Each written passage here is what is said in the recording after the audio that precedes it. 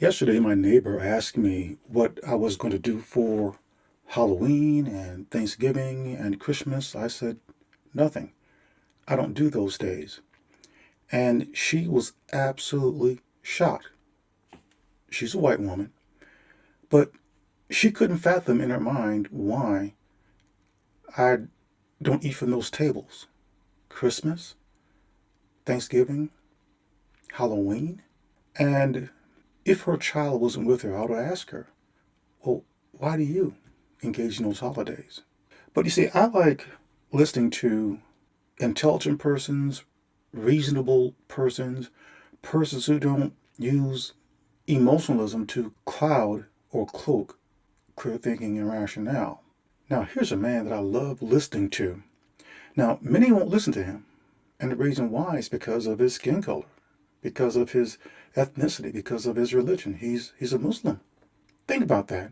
There are individuals in this world who will not listen to intelligent and reasoning persons because of their skin color. I know that there are individuals who can't stand to listen to the content on my channel because of my skin color. You see, in the minds of many, I know it's not all, but in the minds of many, a black man cannot talk intelligently on matters of God and Christ, especially when it involves worshiping a white God and following a white Jesus. No, I refuse to envision God as being flesh and blood, white. God's invisible. And I refuse to visualize Jesus as being a flesh and blood white man. He's not a man at all. He's ascended. There's no flesh and blood in the heavenly realm. But there are individuals who get very upset if you don't accept those things. You see, that's all emotionalism. But here's a man I listen to quite a bit. I become a big fan. His name is Shahid Bolsen. He's a political commentator and scholar. And here he talks about don't let them change the subject. Take a listen. Direct us to talk about problems in our own societies. Our societies are the only ones that are ever supposed to be criticized. You know, you're not supposed to talk about them. You're not supposed to talk about the West. You're not supposed to focus on Western wrongdoing. Acceptable discussion only includes praising them and denigrating and berating us. That's what's allowed. So, of course, they want to divert us from talking about colonization and occupation and genocide to instead talking about, goat life or what have you, the kefala system, migrant workers in the GCC or whatever. Always attack your own people, attack your own countries, attack your own governments. That's always welcome.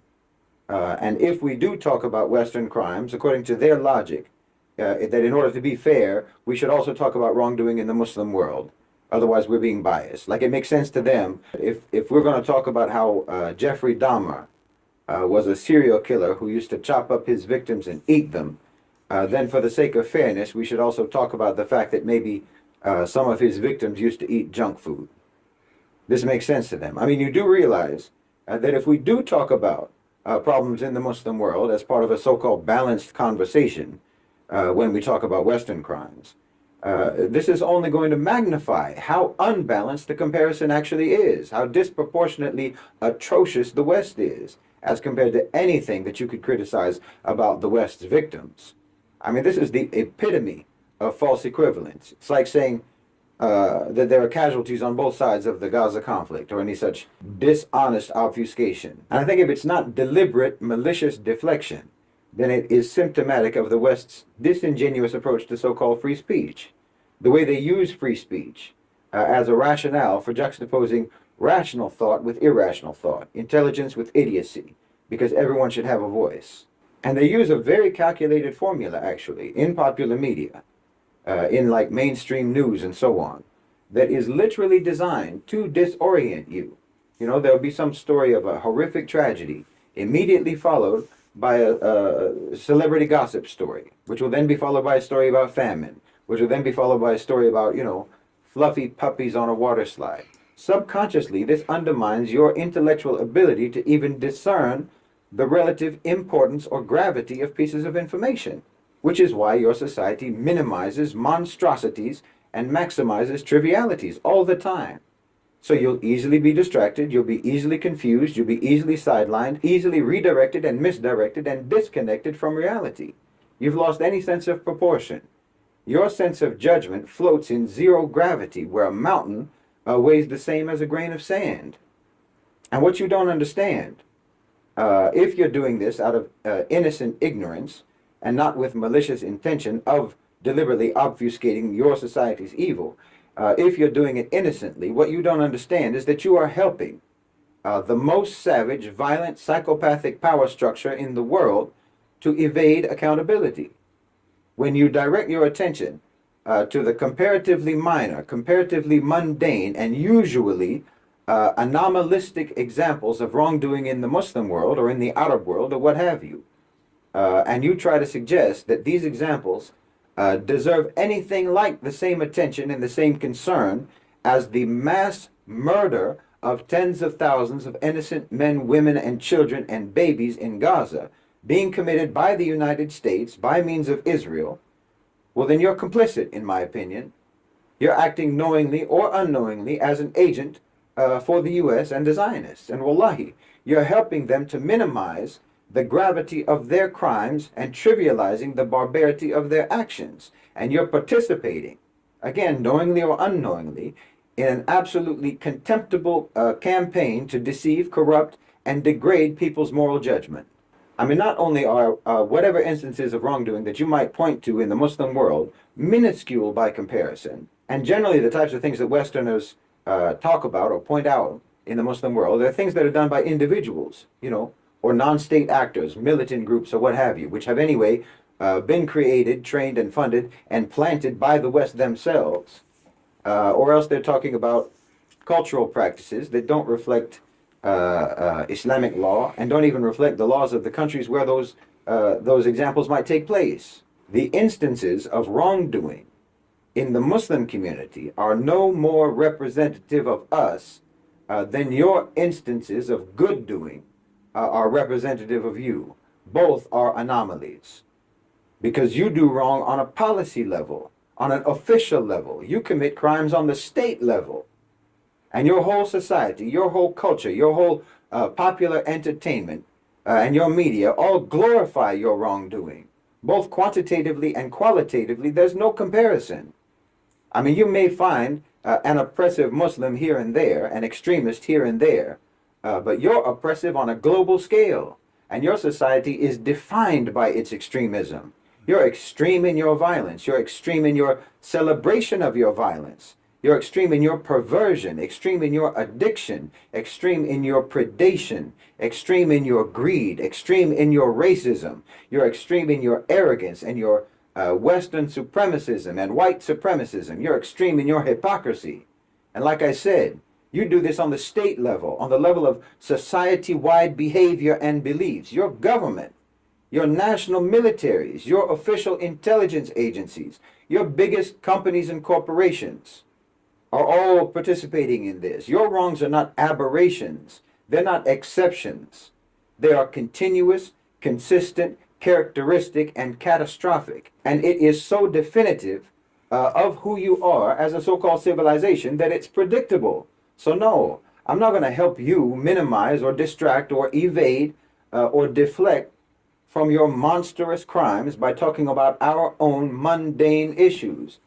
Our issues anyway are none of your business. But your issues are our business because you are the biggest issue that we have. And you I want to interject here that I agree 100% with everything that he's saying. The religious system of Christianity has been guilty historically on a global scale in its the heinous crimes that it has committed against the human family. This is all historical record. The Salem witch hunts, the Spanish Inquisition, the transatlantic slave trade. It was a Catholic pope, Pope Nicholas V. He was known as the slave pope, who had decreed that it was okay to take black people as one's property, as one's slaves. And Christianity's involvement with all of the major wars and many of the minor wars and even the wars of today, Christianity has its hands in it. Now, I know that many Christians don't want to hear that because it is the truth. I've learned in my lifetime one of the things that acts as a repellent to many Christians is the truth. You speak the truth, they become offended, they become defensive. If you speak the lie, they're okay with you. I guarantee you that if I change the direction of this channel, the Disciple Diaries, and I start to crank out videos on topics that people want to hear, that is to have their ears tickled, in other words, to lie to them, my subscriber base will be through the roof because that's what people want to hear. Many prefer to hear what sounds good, lies, rather than the truth. What this man is speaking is the truth, but it is not the truth that this world wants to deal in. The truth will never be popular in this world. You made it that way. You don't get to complain about it when people around the world criticize America as if it's none of their business. When you have imposed America on the whole world, you made it this way. We can't talk about our countries without talking about you, because you're interfering and intervening and intruding in our countries. We're not doing that to you. So when we talk about you, we're talking about our own situation, because you are disproportionately involved in our own situation, in everyone's situation, actually. Like I said, it's completely misleading and false to equate in severity any problems within the Muslim societies to the problems that you cause in the world and in Muslim societies. We all just watched the videos of Palestinian refugees being bombed in their tents. You blow up schools, you blow up hospitals, you blow up clinics, you blow up people's homes, and then blow up the tents that they're sheltering in because you blew up their homes.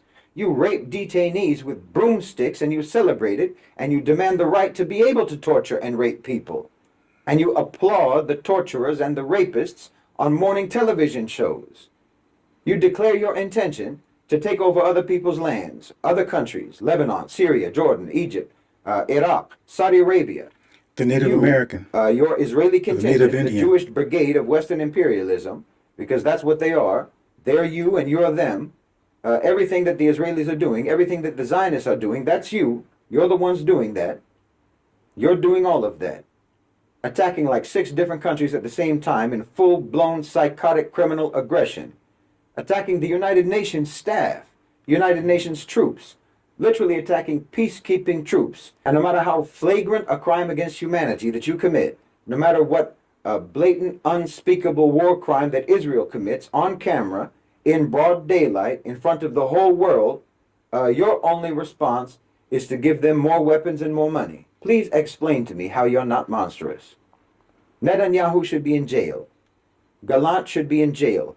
Smotrich should be in jail. Ben-Gvir should be in jail. Biden should be in jail. Harris should be in jail. Every minute that these war criminals are on the loose is the collective West and America declaring to the world that they're an outlaw society and they do not believe even slightly in the rule of law. And you're a menace to the planet. Exactly. And then you're going to say, well, what about women in Iran? Right? Women in Iran being arrested if they remove the headscarf. Are you out of your mind? Did you hear what I just said? Bombing men, women, children, and babies in tents versus a different criteria for what constitutes public indecency. Are you seriously equating these things? Is that how morally confused you are? Or is it just that, yes, the most heinous crime that anyone can ever possibly commit in your eyes is just being different from you? Like thinking legally a woman should cover her head in public, not just her breasts. Like in the U.S., a woman will also get arrested for being uncovered, but it only applies to her breasts. So we're literally actually only at odds with regards to the area of coverage that's required, not the issue of coverage itself. And that difference is enough for you to think that it is of equal importance and severity as war crimes, bombing, torture, rape, and mass murder. So, yeah, let's talk about the wrongs in the Muslim world, right? Wallahi, this is demented. People need permission from their employers to change jobs in the Gulf if they have not completed their current work contract. Oh, that's a catastrophic injustice, and we must speak out against it. Meanwhile, Americans in IDF uniforms are gang raping detainees and blowing up residential city blocks in Lebanon versus the GCC makes foreign workers do paperwork. Are you serious? Oh, women get catcalled in Egypt versus a woman is assaulted every 3 seconds in America. And America is the sex trafficking center of the world. Do you see how insidious it is to try to compare these things? To act like there's some equity between them? No, morality requires discernment and prioritization. You have to be able to actually gauge degrees of severity. Otherwise, you're just a moral relativist. Practically speaking, you're a relativist. Vaporizing families in refugee camps is bad. Also, littering is bad. People who do either one of these things are bad people and deserve equal condemnation. This is a mockery of morality. While pretending that you want to address all injustices, you're only mocking justice itself if you treat all injustice equally. Like if your soup is cold when the waiter brings it to you, is that an injustice? So is that the same then as if you shoot the waiter in the face? No. Standing up for justice includes standing up for distinguishing bad from worse. All injustices are not equal. All crimes are not equal. And there is nothing that anyone is doing anywhere that even approaches the crimes and the injustice of the West, neither in scale nor in severity. Prioritizing opposition to the West's catastrophic injustices does not mean ignoring anything and everything that's less than that. It's simply a rational recognition that they are less than that. But furthermore, I would say that, and I've said this before, solidarity and unity are obligatory.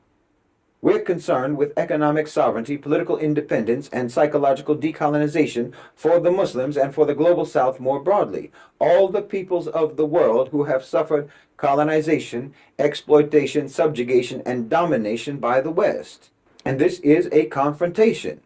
So we need to close ranks, circle the wagons, and stand shoulder to shoulder as a single solitary structure in this confrontation, and not allow ourselves to be turned against each other, not allow ourselves to denigrate each other, tear each other down, and do the work of our enemies by turning our attention away from them and turning it against ourselves. Between ourselves, we have to be compassionate, we have to be pardoning, and we have to be encouraging and supportive. Any criticism must be constructive criticism with genuinely brotherly intent, with the intention to solidify and strengthen our ranks, reinforcing, optimistic, with goodwill. Yes, hypocrites pose a problem, but the hypocrites expose themselves the moment they do the opposite of what I just talked about.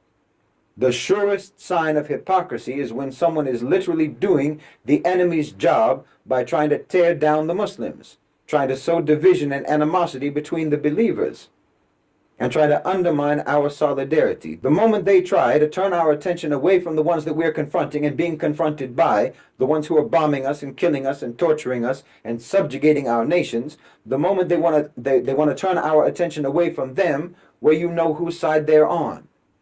And what you need to do is ignore them. Turn away from them. Put them on mute and move on. There's no need for debates. There's no need for arguments or engagement of any kind. Exactly. You shut them out to shut them down.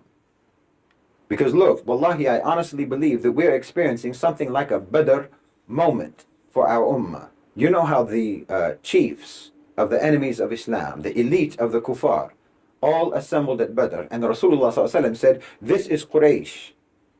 They have come in their arrogance and in their pride to protect their caravan. Well, that's America, and Israel is the caravan that they're protecting. They're pouring in their billions into this. They're staking their credibility on this. They're pinning their hopes on this.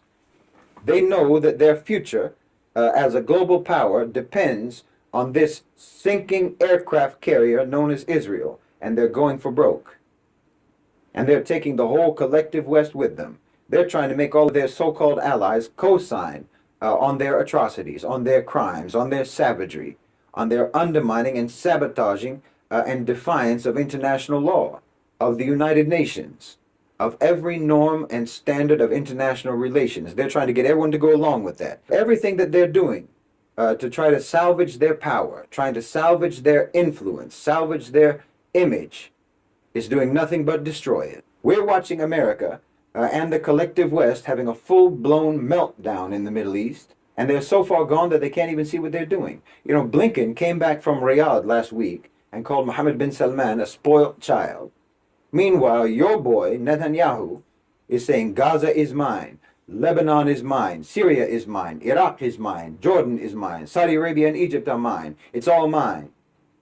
Even saying we should rape the Irish UN peacekeepers. Maybe we should even invade Ireland. No one can tell us what to do. International law isn't the boss of me, but bin Salman is the spoiled child. Everyone can see you. Everyone can hear you. You're putting your psychopathic God complex on display right in the open in front of everybody. It's like somebody told you that the toilet is a safety deposit box and you lock it by flushing. You're flushing your whole so-called civilization, all your prestige, all your power, right down the toilet, and you think that you're protecting it. This is what we're seeing. They think that Israel is their new Alamo. It's Little Bighorn, Custer's last stand. See, you have to understand American thinking, their myths, and so on. They know on some level that they're going to lose, but they think that there's something heroic or something noble in taking suicidal stands for the sake of American colonial supremacy. All the countries of the global south, all of BRICS, everyone is on the side of the Palestinians, on the side of international law, on the side of humanity. All of the countries that represent the future of the Humanity. global economy. This is not going to go well. This is not going to turn out well for America. There's no realistic question about that. Because you see, there's a day after. There's a week later. There's time moving forward. The dust settles. The toll is tabulated. And everything that you're doing now will be judged. You're caught up in the momentum of your own death spiral. Your Zionist colonial project is drowning and flailing in the water, and they're going to pull you down with them. Because they're not actually drowning. They're tangled up in the chain of an anchor that's pulling them into the depths of oblivion. And that anchor is their racist, supremacist, colonizer philosophy. And America and Israel think that they can swim up faster than that anchor can pull them down, but they can't. You have to detach yourselves from that philosophy if you want to stay afloat, but they can't do that either.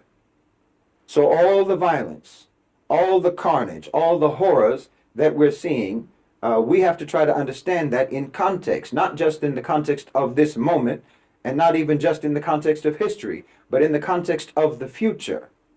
Try to look at what's going on today as if you're looking back on it. All of the violence is just like the wild splashing of a drowning man, and eventually that splashing and that flailing will stop, and we all know what it means when it stops. It means you're down for the count. You're drowning in the blood of your victims, and all of that blood that you're spilling is going to fill your lungs and you won't be able to breathe. They're in a terrible situation of their own making. So sure, I understand why they would like to try to divert attention away from the calamity that they're facing, which is the crumbling edifice of their whole so-called civilization. All of their crimes and their atrocities are on full display. They've always tried to avoid scrutiny, but there's no reason why you and I should help them with that, why you and I should try to help them avoid scrutiny. There's no equivalent to Western savagery, Western tyranny, Western oppression. There's no equivalent today, and there's no equivalent in history. And anyone who tries to suggest that there is, or who tries to redirect our attention away from them, is doing nothing but draw attention to their own dishonesty and their own hypocrisies. Love it. So, well said. I am in 100% agreement. And I speak not only as one who is a follower of the Messiah, the Hamashiach, but I also speak as a person who has lived a long life and experienced discrimination and racism and harsh treatment as a black man living in America. And I've also experienced observing how my white countrymen treat others in different lands when I served in the Foreign Service. So everything that he's saying here is absolutely correct. The problem is it's medicine that the American society isn't willing to take. I'll talk to you guys in the next video. In the meantime, please take care.